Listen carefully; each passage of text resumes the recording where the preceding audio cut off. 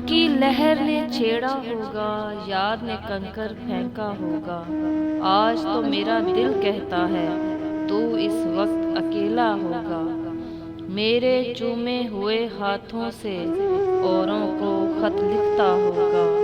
भीग चली अब रात की पलकें, तू अब थक के सोया होगा।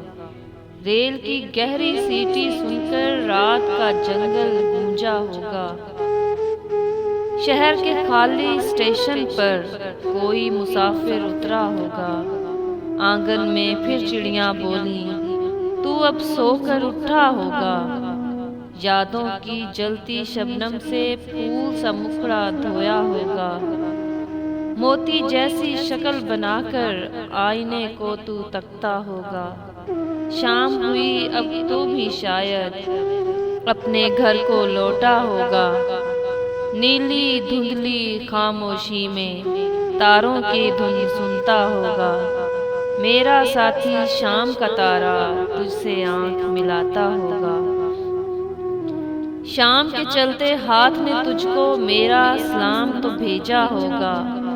प्यासी कुर्लाती कूंजों ने मेरा दुख तो सुनाया होगा। मैं तो आज बहुत रोया हूँ, तू भी शायद रोया होगा।